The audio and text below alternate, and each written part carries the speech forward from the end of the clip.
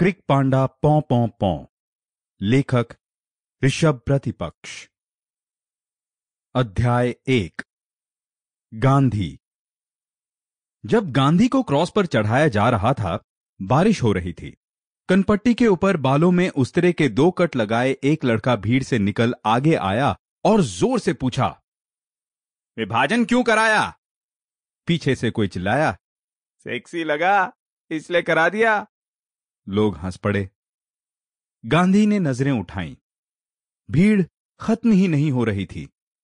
गांधी को सिर के ठीक पीछे हिमालय महसूस हो रहा था। ऐसा लग रहा था कि गांधी को उसके नीचे का पूरा हिंदुस्तान दिखाई दे रहा हो। आदमी ही आदमी, औरतें ही औरतें, बच्चे बूढ़े सब। गांधी ने आंखों पर जोर डाला। कहीं नागपुर लिखा नजर आया। उसके पीछे एक नाग सिर उठाए खड़ा था। पल भर में वो नाग गांधी की आंखों के सामने आ गया और एक गाल पर डस दिया। गांधी ने दूसरा गाल आगे कर दिया। उसने दूसरे गाल पर भी डस दिया। गांधी का शरीर नीला हो गया। सफेद क्रॉस पर लटके नीले गांधी के गंजे सिर से गिरती बारिश को देख लोगों को शंकर भगवान के प्रकट होने का भ्रम हुआ। दर्शकों के मन में भय समाया। गलती तो नहीं हो रही? संहार होगा क्या सबका? कोई पूरी ताकत से चिल्लाया, हर हर। जनता ने हुंकार भरी, महादेव। गांधी निश्चेष्ट रहा। लोगों को यकीन हो गया, भ्रम था। तभी किसी ने आगे बढ़कर स्याही फेंक दी। नीले शरीर पर कोई फर्क नहीं पड़ा। लोग हंसने लगे। बेहया है। फिर किसी ने चिल्ला के कहा, 377। 4 लड़कों ने समवेत स्वर में चिल्लाया, गांधी नेहरू जिंदाबाद। सब लोग हंसने लगे। फिर किसी ने चिल्लाया, पॉक्सो। इस बार कोई नहीं हंसा। फिर कुछ लोग आपस में बात कर हंस लिए। गांधी के दाहिने हाथ में कील पड़ी। वो जोर से चिल्लाया, हे राम। जनता ने गगन भेदी हुंकार भरी, भारत माता की जय, धर्म की जीत हो, अधर्म का नाश हो।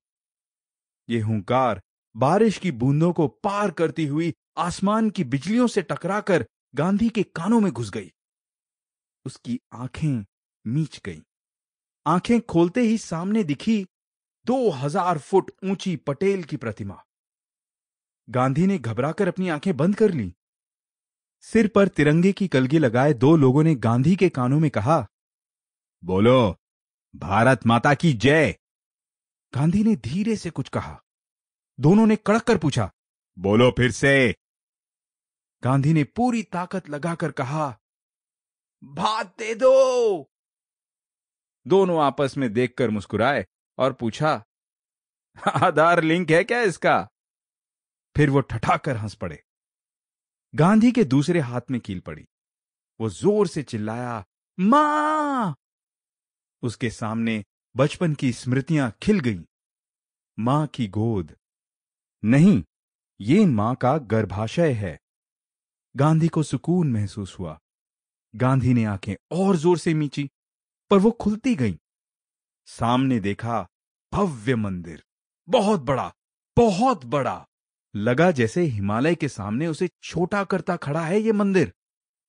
मंदिर के शिखर पर प्रत्यंचा चढ़ाए खड़े थे राजा रामचंद्र। उनकी आंखों की चिंगारी 10 दिशाओं को भेद रही थी।